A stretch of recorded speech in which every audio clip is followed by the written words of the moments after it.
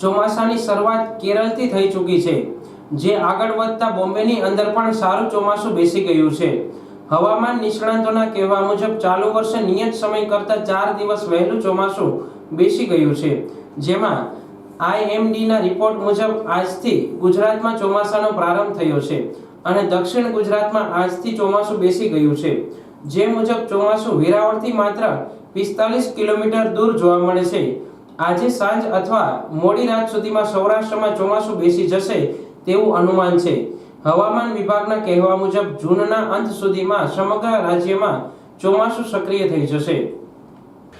અંતે આજ રોજ 11 જૂન 2024 ના રોજ નૈઋત્યના ચોમાસાનો પ્રવેશ ગુજરાતની અંદર થઈ ચૂક્યો છે. આમ જોવા જઈએ તો ચાલુ વર્ષે એટલે કે 2024 ના વર્ષ દરમિયાન ચોમાસું છે તે એના નિયત સમય કરતાં થોડુંક વહેલું ચાલી રહ્યું છે. 19 મે 2024 ના રોજ નૈઋત્યનું ચોમાસું આંદોબાર નિકોબાર ટાપુ ઉપર નોંધાયું હતું. એ પછી નોર્મલ તારીખ જે 1 જૂન છે, 1 જૂને ચોમાસું છે કેરળમાં આવવું જોઈએ, એની જગ્યાએ 29 મે ના રોજ મોડી રાત્રે કેરળની અંદર ચોમાસાનો પ્રવેશ થઈ ગયો હતો. એટલે આંદોબાર નિકોબાર ટાપુ ઉપર પણ ચોમાસું વહેલું આવ્યું, કેરળની અંદર પણ ચોમાસાનો સમય કરતા વહેલો પ્રવેશ થયો હતો. એ પછી મહારાષ્ટ્રના મુંબઈમાં પણ સમય કરતા ચોમાસું વહેલું પ્રવેશ્યું હતું અને આજે 11 જૂન 2024 ના રોજ ચોમાસું છે એ ગુજરાતમાં પ્રવેશ કરી ગયું છે. આજની તારીખે ચોમાસું છે એ દક્ષિણ ગુજરાતના વલસાડ, ડાંગ સહિતના અનેક વિસ્તારોને કવર કર્યા છે અને જે સૌરાષ્ટ્રની વાત કરવા તો સૌરાષ્ટ્રના વેરાવળથી 45 કિલોમીટર દક્ષિણની અંદર દરિયાની અંદર આ ચોમાસું છે. એટલે વેરાવળથી પણ ખૂબ નજીક ચોમાસું છે.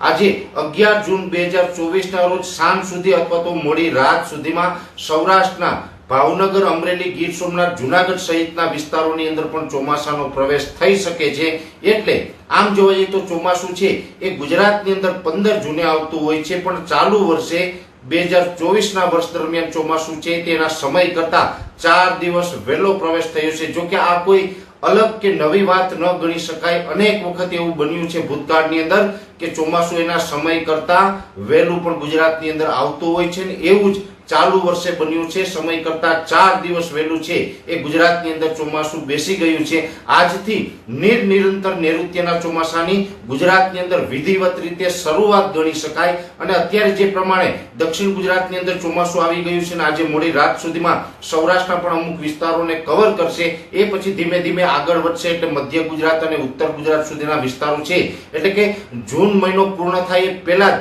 ગુજરાતના તમામ વિસ્તારોને નૈઋત્યનું ચોમાસું આવરી લે તેવી શક્યતાઓ છે. ચોમાસાની શરૂઆત છે આજથી થઈ ચૂકી છે અને આવનારા દિવસની અંદર ચોમાસું ખૂબ સારું રહે એવી પણ એક આશા છે.